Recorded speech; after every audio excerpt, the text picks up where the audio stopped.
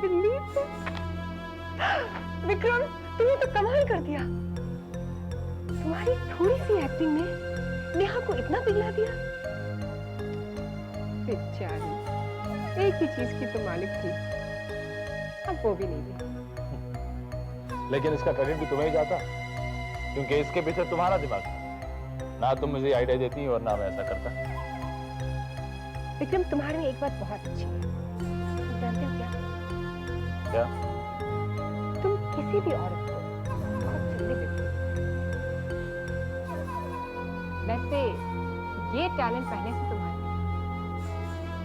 थोड़ा सा जंग लग गया था, मैंने सिर्फ पॉलिशिंग की। अच्छा, तो इसका मतलब ये हुआ कि इसी टैलेंट की वजह से तुम मेरे साथ रिश्ता बनाने पे मजबूर हो गई। मैं मजबूरन नहीं, अपनी खुशी से तुम्हारी बाहों में आई थी। फिर तुमने कुछ ऐसा डेरा कसा कि अब चाहूं तो भी तुम्हें नहीं छोड़।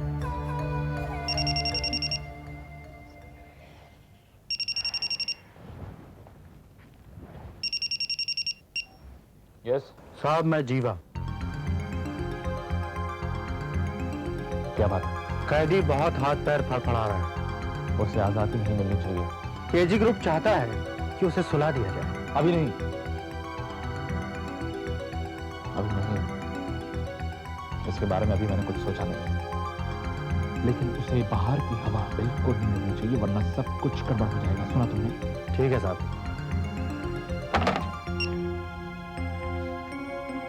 क्या हुआ विक्रम, किसका फोन है? सिटी टाइम्स की सर्कुलेशन बढ़ाने के लिए कुछ पहेलियां हैं जो मैं सुलझा रहा हूं। मुझे नहीं बताती।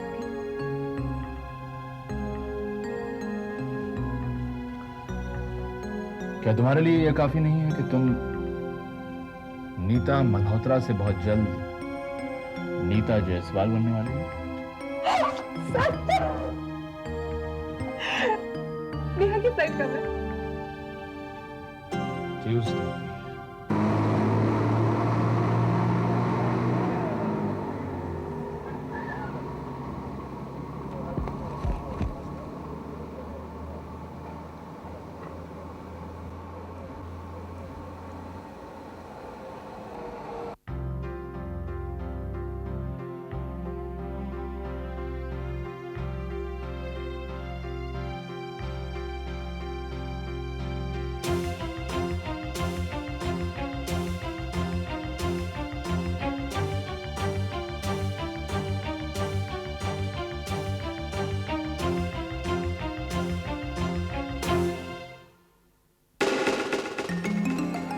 अगर अनिल का फोन खराब है तो ये सब क्या है?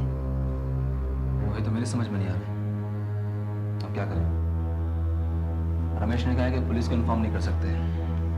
जब तक उसकी बात मिस्टर विक्रम से नहीं हो जाती हम कुछ नहीं कर सकते। तुम विक्रम से डायरेक्ट बात क्यों नहीं कर लेते?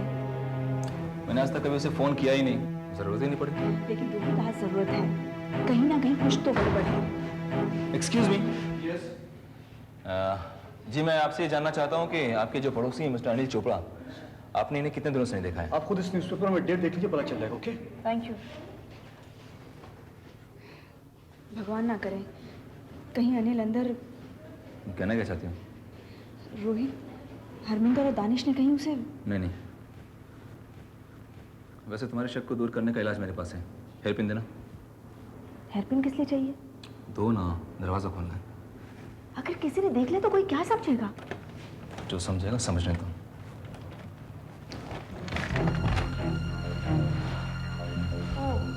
Thank God.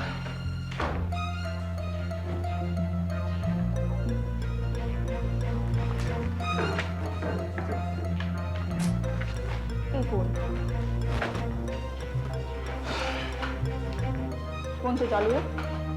तुम्हारे साथ मैं भी शक में मुब्तला हो गया था। तुम तो ऐसा कह रहे हो कि वो जहाँ पर भी होगा बड़ा सेफ होगा। अभी तक हमारा मसला हल नहीं हुआ है। हम यहाँ चलते हैं। अगर रमेश ने अब तक बात नहीं की होगी मिस्टर विक्रम से, तो फिर कल मैं बात करूंगा। Let's go.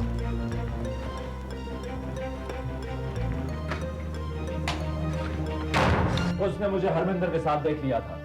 क्या तुम हरमिंदर को भी मिल चुके हो? हाँ, अब फ्री टाइम को सर्कुलेशन बढ़ाने में वो लोग हमारी मदद करें। विक्रम, तुम गलत रास्ते पर चल रहे हो।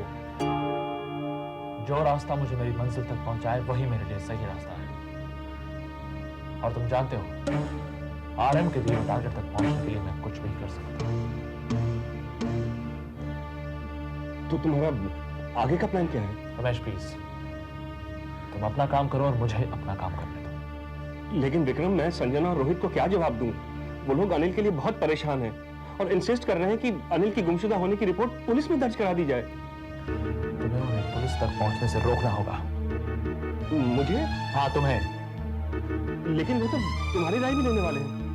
वो लोग जब मेरे पास आएंगे तब देखा जाएगा। और तुम अनिल को कब तक रोके रहोगे? जब तक वो जो कुछ जानता है उसे भूलेगा नहीं, तब तक। लेकिन विक्रम, तुम मुझे ये बताओ कि ऐसी सूरत में मैं रोहित और संजना को कब तक रोके रखूंगा? यही तो मैं भी सोच रहा हूँ रमेश। ये अनिल चोपड़ा कुछ ज्यादा ही स्मार्ट बन रहा था। इसे इसकी स्मार्टनेस की सजा तो मिलनी ही चाहिए। वैसे अगर तुम चाहो तो रोहित और संजना को कुछ दिनों के लिए चेन्नई भेज दो। वहां पर बहुत कुछ हो रहा है। दिल गेट सम न्यूज़। तब तक हम इस अनिल चोपड़ा के बारे में कुछ सोच रहे हैं।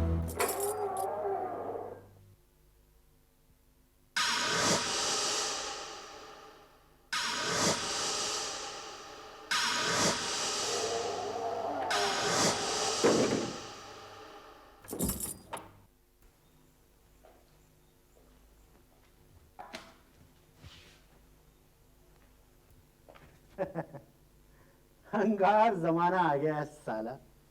ये तुम्हारे चक्कर में मुझ जैसे मुजरिम को पहरेदार बनना पड़ गया है। और एक जमाना वो था कि इसी तरह जेल में हवलदार हमें लाकर खाना खिलाता था।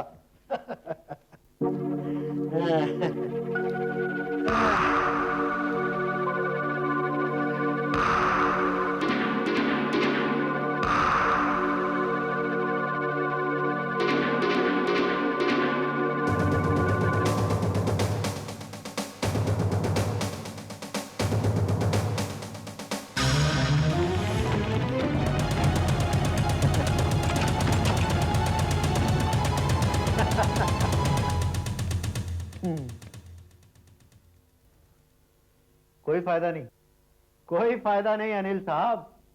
दरवाजा बाहर से बंद है। मैं सोच भी नहीं सकता था कि विक्रम की दोस्ती तुम जैसे लोगों के साथ है। तब तो तुम विक्रम साहब को न जानते हो न पहचानते हो।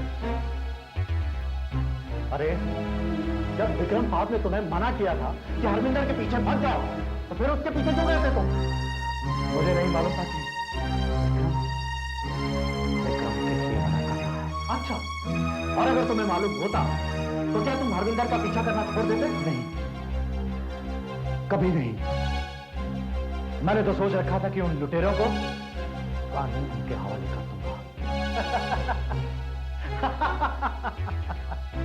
एक मामूली सी लड़की से तुम आंख खा गए। तुम हरविंदर तक क्या पहुंचते?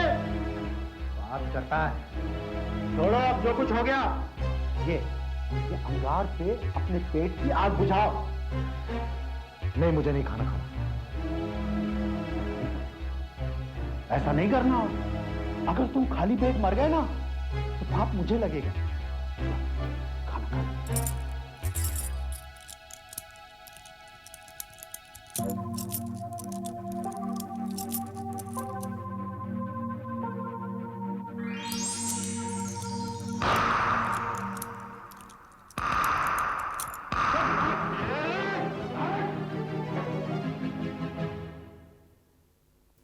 भागने की कोशिश में जान से जाएगा तू।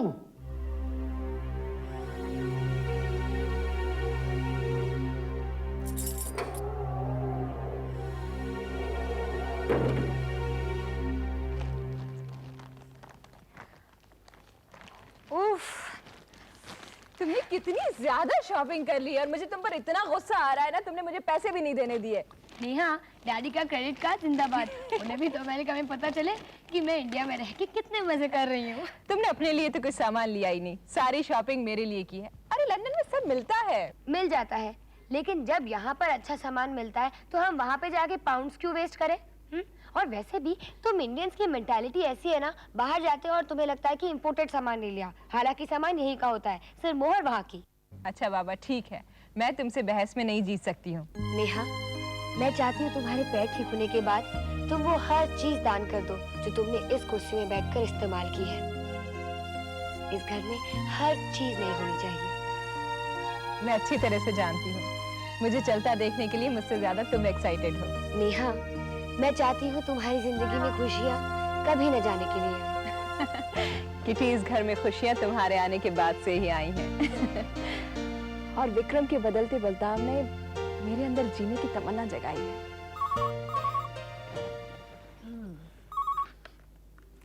हेलो किटी, नेहा कहाँ है? हाँ, पास में ही है, फोन दूं? नहीं, उसे तकलीफ मत दो। मैंने सिर्फ ये बताने के लिए फोन किया है कि मेरी एक अर्जेंट मीटिंग आ गई है, इसलिए तुम लोग खाना खा लो, मैं नहीं आ सकूंगा। नेहा ने बाहर जाने का प्रोग्राम बनाया है ना? हाँ, लेकिन मजबूरी है। देखो कि क्या है ना कि वो लंदन जाने से पहले काफी ऐसे काम है जो निपटाने पड़ेंगे, इसलिए मैं नहीं आ सकता। ठीक है, तुम नेहा से ही बात कर लो। क्या हुआ? तुम ही बात कर लो। हेलो। हाँ नेहा, देखो मैंने किटी से प्रॉमिस किया था कि मैं खाना खिलाने के लिए बाहर ले जाऊंगा तुम लोगों को, लेकिन कुछ ऐसा काम आ गया है कि मैं नहीं आ सकता। तुम जरा समझाओ ना किटी को। कोई बात नहीं, मैं उसे समझा दूंगी। आप अपना काम खत्म करके आ जाइए। हाँ जरूर। Bye bye. अब बताओ कहाँ चलना है डिनर के लिए? ओह गॉड नेहा, तुम्हें मेरी बात पर यकीन क्यों नहीं आता? ये टिकट के पासपोर्ट इस बात के गवाह हैं कि मैं तुम्हारे साथ चलने को तैयार था, लेकिन अब ऑफिस में इस कदर प्रॉब्लम है। तो ठीक है, हम लोग एक दो दिन बाद चलेंगे, लेकिन चलेंगे साथ ही। इतनी समझदार होकर भी तुम कैसी बातें कर रही हो? तुम जानती हो ना तुम्हारा ट्रीटमेंट कौन कर रहा है? डॉक्टर दास। और कितनी मुश्किल से हमने उनसे ट्रीटमेंट का वक्त निकलवाया है। अब अगर तुम इनकार कर दोगी तो आगे पता नहीं कब वक्त मिले। नहीं, मैं जाऊंगी तो तुम्हारे साथ ही जाऊंगी, और वैसे भी मुझे ऑपरेशन से डर लगता है। मैं भी कुछ दिनों के बाद काम खत्म करके वहां आ जाऊंगा, और वैसे भी तुम्हारा ट्रीटमेंट खत्म करने के बाद ये तय होगा कि तुम्हें ऑपरेशन की जरूरत है भी या नहीं। लेकिन तुम्हारे ऑफिस में ऐसा कोई नहीं है जो तुम्हारी प्रॉब्लम सॉल्व कर सके। नहीं नेहा, मैं किसी पे विश्वास नहीं कर सकता। मुझे अपनी सारी प्रॉब्लम्स खुद सॉल्व करनी है, और वैसे भी आरएम के जाने के बाद सब लोग मौके की तलाश में रहते हैं कि वो मुझे कब और कैसे नुकसान पहुंचा सके। नेहा, क्या तुम चाहती हो कि डैडी का बनाया हुआ सारा बिजनेस बिखर के रह जाए? नहीं नहीं, लेकिन प्रॉब्लम क्या है? आखिर हुआ क्या है, और वो भी इतने अचानक, जबकि इतने दिनों से हमारा लंदन जाना तय था। नेहा, क्या है कि बिजनेस में ना चौकन्ना रहना पड़ता है, कभी भी कुछ भी हो सकता है। अभी कुछ ही दिन पहले टेक्सटाइल मिल में वर्कर्स ने स्ट्राइक की धमकी दी। स्ट्राइक की धमकी। वो ये चाहते हैं कि वो भी आरएम ग्रुप ऑफ इंडस्ट्रीज में 50% शेयर होल्डर बन जाए। तुम बताओ कि क्या ये सही है? इस बात पर केस चल रहा था, लेकिन अनफॉर्चुनेटली उसका फैसला उनके हक में हुआ, इसलिए मैंने अब हाई कोर्ट में अपील की। मैं स्ट्राइक नहीं होने दूंगा, वरना 50 साल में पहली बार आरएम ग्रुप ऑफ इंडस्ट्रीज को ताला लग जाएगा, और बिजनेस कम्युनिटी में हमारी थू-थू होगी स्वागत। देखा जाए तो आरएम के जीते जी किसी की हिम्मत नहीं हुई कि वो नजर उठाकर भी देख सके, लेकिन आरएम के जाने के बाद सब लोगों ने अपने फन फैला लिए हैं मुझे डसने के लिए। नेहा, मैं तुम्हें ये सब बताकर तुम्हें परेशान नहीं करना चाहता था, इसलिए मैंने तुम्हें कुछ भी नहीं बताया। ठीक है, मैं डॉक्टर दास को फोन कर देती हूँ कि हमारा प्रोग्राम पोस्टपोन हो गया है। हम लोग बाद की डेट ले लेते हैं। इतनी राम कहानी बताने के बाद भी तुम। नेहा, नेहा, देखो देखो मैं ये चाहता हूँ कि तुम जल्द से जल्द अपने पैरों पे खड़ी हो जाओ। तुम कदम से कदम मिलाकर मेरे साथ चलो, बिजनेस में मेरी मदद करो ताकि हमारी आने वाली जिंदगी खुशियों से भर जाए। तुम समझ रही हो मैं क्या कहना चाहता हूँ? हाँ, तुम अगर चाहो तो इस बारे में किटी से भी राय ले सकती हो, लेकिन मेरी राय ये है नेहा कि तुम कल ही लंदन चली जाओ। मेरी बात समझो, ये सब तुम्हारे लिए कर रहा हूँ मैं लेट हो रहा हूँ, मैं चलता हूँ, मुझे ऑफिस पहुंचना है, मैं तुम्हें वहीं से फोन करूंगा, लेकिन मेरी बात पर गौर करना तुम। It's good for you.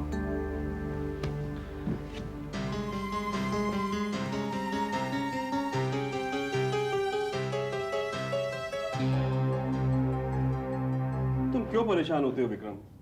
यहाँ का काम देखने वाले लोग हैं ना। मेरे हिसाब से तो तुम्हें नेहा के साथ जाना चाहिए, आखिर वो भी तुम्हारी जिम्मेदारी है। जिम्मेदारी नहीं, वो मेरी लाचारी है, मेरी मजबूरी है। नेहा के रूप में ये फंदा आरएम ने मेरे गले में डाला है। लेकिन विक्रम, अब तो वो तुम्हारी पत्नी है, उसका ख्याल रखना तुम्हारा फर्ज है। फर्ज नहीं रमेश, वो मेरा पिछले जन्म का कर्ज है जो मुझे इस जन्म में चुकाना पड़ रहा है। तुम जानते हो आरएम की हर पसंद से मुझे नफरत है। लेकिन इन हालात में अगर तुम नेहा के साथ नहीं जाओगे तो फिर वो भी नहीं जाएगी। तो ना जाए, पड़ी रहे आप आयज बन के। नेहा से कहीं ज्यादा जरूरी काम यहां मेरा इंतजार कर रहा है। मेरा यहां से जाना सिटी टाइम्स से मेरी दूरियां और बढ़ा देगा, और मैं ऐसा होने नहीं दूंगा। मैं बड़ी से बड़ी कीमत चुकाऊंगा, लेकिन सिटी टाइम्स को अपने हाथ से जाने नहीं दूंगा। और वैसे भी मुझे एक नई हेडलाइन तैयार करनी है। इसका मतलब तुमने सारी तैयारियां पहले से ही कर रखी थी? ऑफ कोर्स, मेरा सारा वक्त इसी काम में जाता है, और तुम हो कि मुझे लंदन भेजने पे तुले हुए हो। क्या मैं जान सकता हूं क्यों? विक्रम, मेरा सिर्फ इतना मतलब था कि अगर तुम नेहा के साथ नहीं जाओगे तो वो तुम्हारे बारे में क्या सोचेगी? उसे जो सोचना है वो सोचे।